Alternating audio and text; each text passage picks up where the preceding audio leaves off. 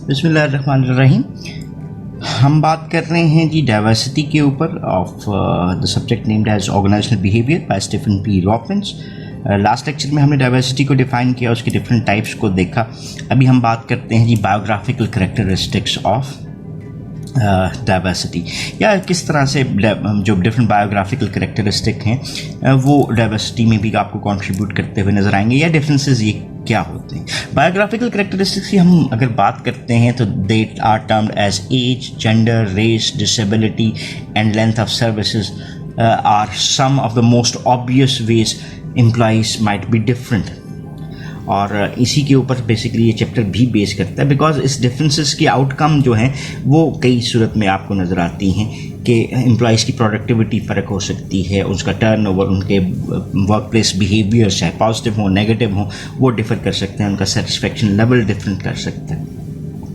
So these are the different characteristics जो कि ultimately employ के डिफरेंसेस में कंट्रीब्यूट करते हुए नजर आते हैं। सो इन्हीं बायोग्राफिकल कैरेक्टरिस्टिक्स को देखते हैं। सबसे पहला बायोग्राफिकल कैरेक्टरिस्टिक जिसके ऊपर हम बात करेंगे that is what is called as age. So थोड़ी सी एग्जांपल लेते जाएंगे because there are simple topics as well. So we find a difference between the age and other variables. इन वेरिएबल्स के ऊपर हमने जॉब एटीट्यूड्स के चैप्टर में भी बात की। So there are two different types of variables. Positive variables भी हैं जो कि एटीट्यूड से रिलेट करते हैं, और there are some negative as well. So relationship always exists between this age variable and then other different types of variables like performance. So there are certain thoughts related to this age that whenever age increases, there might be a chance that performance tends to decrease. So this belief is widespread that job performance declines with increasing age. So regardless of whether this is true or not, a lot of people believe that it might not be the true one. But this thinking prevails and people perform certain actions upon that as well.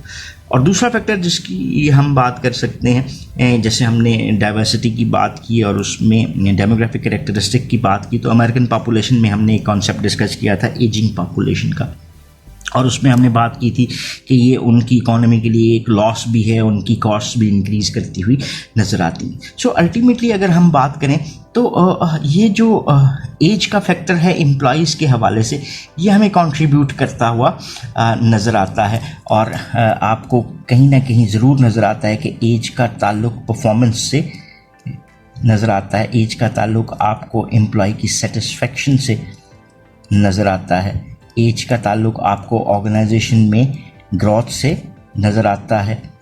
So there are so many factors, और ये हमें help करते हैं कि this needs to be understood in a corrective manner. So age की base के ऊपर आपको डिस्क्रिमिनेटरी प्रैक्टिसेस भी नज़र आती हैं। एक स्टडी की गई जो मोर देन 8,000 एम्प्लॉयज़ के ऊपर थी और 128 कंपनीज़ के ऊपर थी। उन्होंने ये फाइंड आउट किया कि ऑर्गेनाइजेशनल क्लाइमेट जो है वो फेवर करता है एज डिस्क्रिमिनेशन को, और यहाँ पर आपको एज के साथ लोअर लेवल ऑफ कमिटमेंट नज़र आता है विद द कंपनी।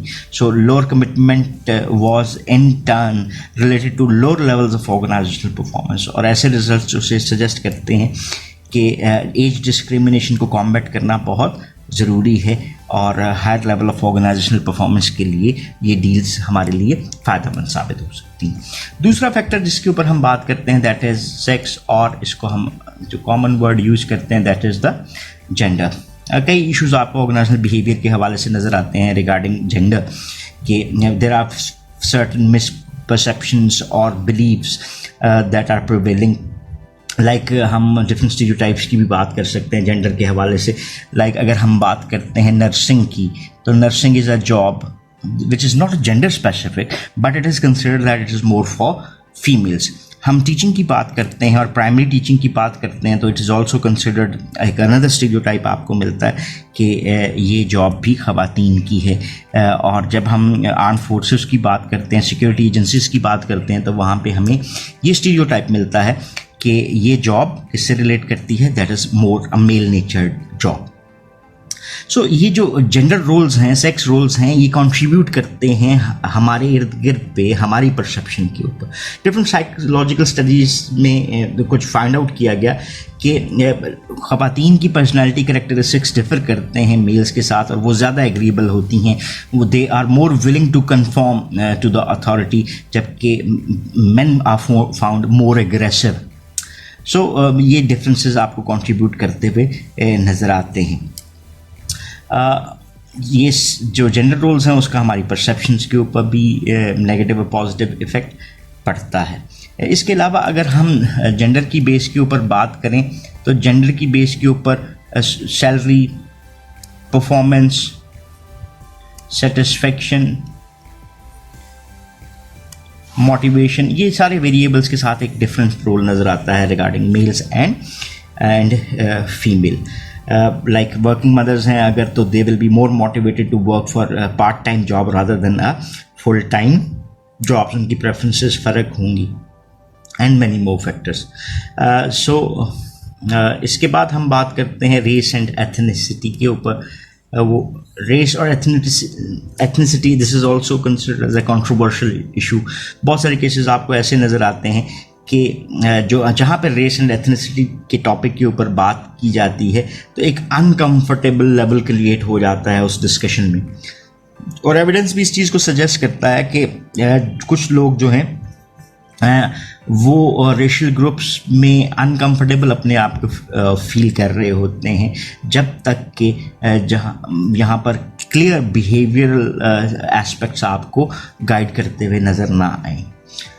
इसके बाद हम इसको specific to the country different अंदाज में भी देख सकते हैं, लेकिन रेस और एथनिसिटी के हवाले से अगर हम बात करते हैं तो बहुत सारी स्टडीज़ आपको ये बताती हैं कि ये आउटकम ऑफ ए एम्प्लॉय से भी रिलेट करता है। जैसे फॉर इंस्टेंस हम यहाँ पर इस पे बात करते हैं कि हायरिंग डिसीजंस हमारे इसकी बेस पे इफेक्ट होते हैं, परफॉर्मेंस इवैल्यूएशंस इफेक्ट होती हैं, पे, वर्क प्लेस डिस्क्रिमिनेशन आपको इफेक्ट होती हैं। जस्ट एक एग्जांपल ऑफ दुबई, और दुबई में काम करते हुए जो एशियन कंट्रीज़ हैं उसमें Indians might be getting higher salaries rather than Pak और बांग्लादेश।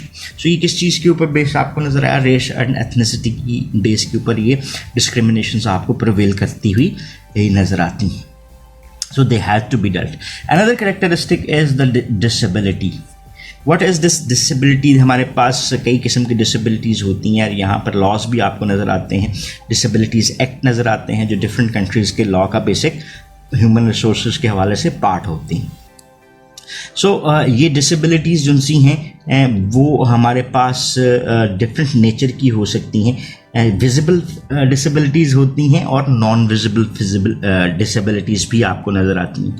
लाइक किसी की एक टांग का ना होना, एक बाजू का ना होना या काम ना करना इज़ अ विजिबल डिसेबिलिटी, लेकिन हम किसी ज़हनी बीमारी का शिकार हैं, हम डिप्रेशन का शिकार हैं, अल्कोहलिज्म का है, डायबिटीज़ का है, क्रॉनिक स्ट्रेस बेस्ड पेशेंट हैं, तो ये भी डाइवर्सिटी की एक बेस बनती हुई आपको नज़र आती है बेस्ड अपॉन अ डिसेबिलिटी, लेकिन ये विजिबल डिसेबिलिटी कैरेक्टरिस्टिक नहीं होते।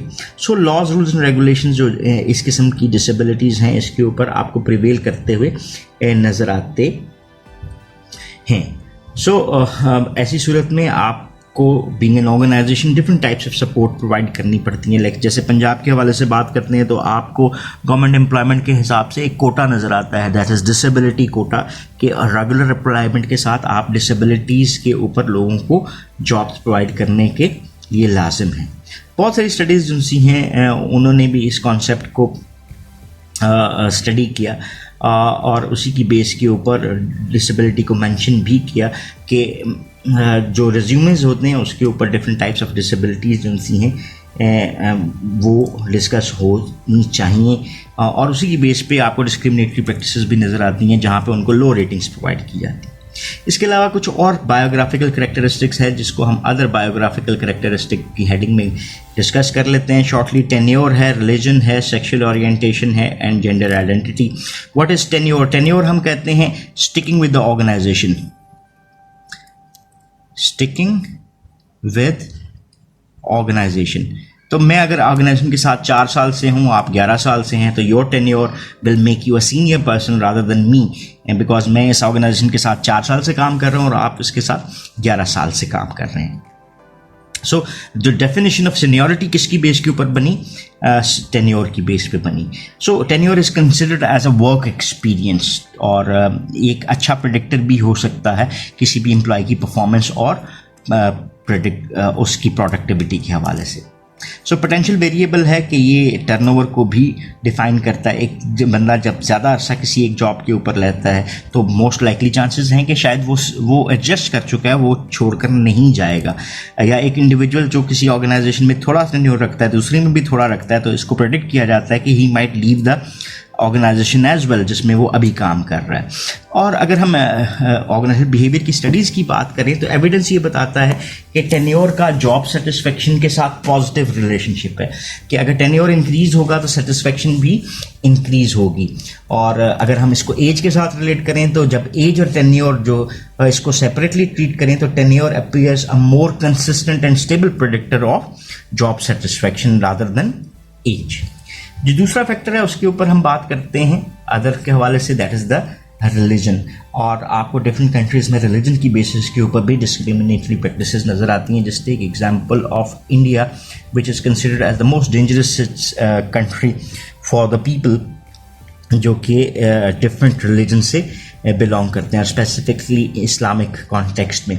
सो रिलीजन की बेसिस भी आपको डिस्क्रिमिनेटरी प्रैक्टिसेस के ऊपर नज़र आती हैं. बेसिकली जो HR लॉज हैं वो प्रोहिबिट करते हुए नज़र आते हैं कि उनको डिस्क्रिमिनेट नहीं किया जा सकता किसकी बेस पे, रिलीजन की बेस के ऊपर. और लेकिन इसमें आपको चीज़ें नज़र आती हैं. सो religion is also a very basic characteristic जो कि आपको डाइवर्सिटी का एक मिलता है. देन हमारे पास डाइवर्सिटी के हवाले से जो अगली चीज़ आ जाती है as a variable, that is the sexual orientation and gender identity. इसमें हम अपने आप को किस जेंडर से रिलेट करते हैं. लाइक हमारे यहाँ हमारे मज़हब के हवाले से हमें दो चीज़ें जो बेसिक एक नज़र आता है, male and females, and then हमारे पास that is a more accepted one, that is the transgenders आपको नज़र आते हैं. So differences based upon the gender identity आपको नज़र आता है कि आप किस जेंडर से बिलोंग करते हैं, और उसकी बेसिस के ऊपर भी डिस्क्रिमिनेशंस आपको नज़र आती हैं.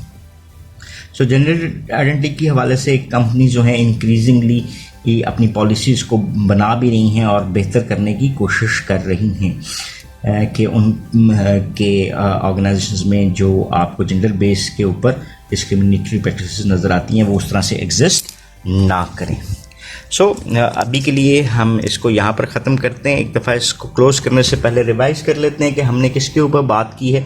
सो इस लेक्चर के हवाले से जो हमारी बेसिक कॉन्सेप्ट क्लैरिटी जनरेट हुई वो है जी कि हमारे पास डिफरेंट करेक्टरिस्टिक्स या बायोग्राफिकल करेक्टरिस्टिक्स जो कि कंट्रीब्यूट करते हैं as a base of diversity, जिसमें हमने सबसे पहले एज के ऊपर बात की, फिर इसके बाद हमने जेंडर के ऊपर बात की, and then we have moved on towards the race and ethnicity concept, disabilities के ऊपर हमने बात की, और फिर हम other biographical characteristics जिसमें हमने tenure, religion, sexual orientation और gender identity के ऊपर बात की.